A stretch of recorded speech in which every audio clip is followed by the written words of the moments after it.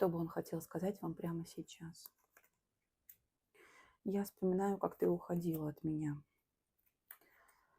Я помню тебя, как ты выглядела. Я никогда не встречал таких чувственных, таких нежных женщин, как ты. Я постоянно о тебе думаю.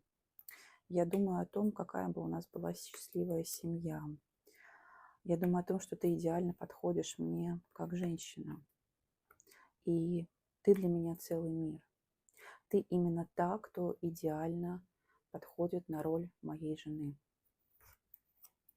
Но сейчас между нами все кончено. Я думаю о тебе днем и ночью. Я не могу никак забыть наш последний разговор. Я повел себя некрасиво. Но это моя справедливость, это моя правда, и я не мог поступить иначе.